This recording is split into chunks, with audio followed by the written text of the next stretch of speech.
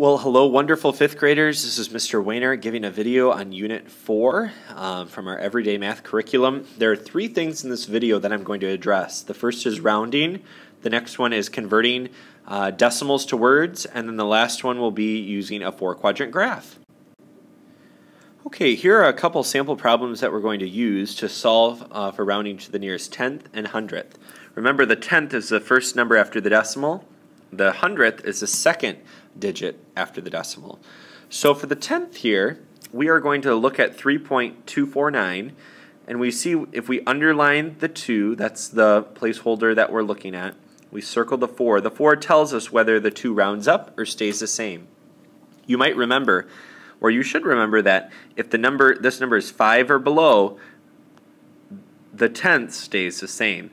So in this case, this stays as 3.2. Notice that there's only one number after the decimal. This is the tenths placeholder. We only go that far. We don't care about the extra numbers. When we talk about hundredths, we look at this is the hundredths value. We circle the 9 and say that determines whether my 4 increases or it stays the same. The 9 tells me that my 4 rounds up, so 4 rounds to 5. So my answer is 3.25 when rounding to the nearest hundredth. I'm going to let you try the one below and see how you do. Make sure you press the pause video and try it on a scrap piece of paper and then see if your answers are correct.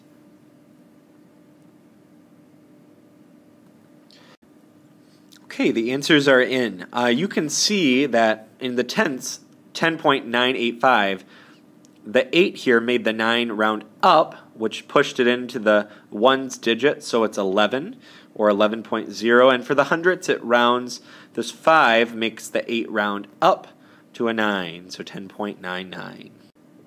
Next up, we are converting decimals into words. We see our first example here, 1.2. This dot, this decimal, we use the word and to represent this. And equals the decimal. So we see in this first problem we have 1 and 2 tenths. You might be asking, how did you know that this was tenths? Well, let's look at the last number in the decimal. After the decimal, excuse me. We see that this is a 2 tenths. If there was another number behind it, then it would be hundredths. If there were 3 numbers after the decimal, it would be thousands, and so forth. Give the second problem a try and see how you do. Okay, you can see what we came up with, 3 and 459 thousandths, and that is correct. The last topic we're going to cover today is a four-quadrant graph. We call it a four-quadrant graph because there's 1, 2, 3, 4 quadrants. We label it with our x and y axis. Our x goes here and our y is up top. You might recognize that this area right here looks like a one-quadrant graph. Well, this is really where a one-quadrant graph comes from. Remember our song, over and up and over and up and... Exactly. That's a philosophy that we follow by. We look at our number, or we look at our coordinate pair, and we see -2, 5. So we say over to -2, we go over to -2, and we go up to 5. If it was -5, we'd go down, but we go up to 5. 1, 2, 3, 4, 5. And that's where we put our point, and I'll do that here. Point A. 0, we go up to 0, we go over to 3. And that's point B.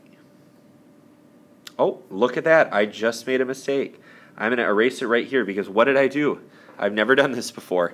You go over to 0 and we go up to 3. Wow. It's a good thing I checked my work. I looked and said that doesn't make sense. So I'm going to keep that. I could have edited that out of the video, but I want to show you that even your teacher makes a mistake here. I've been doing this for a long time.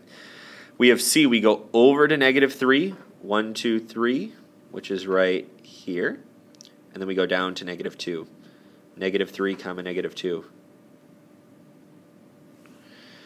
And then D. I go over to 1, down to -4. And make my point.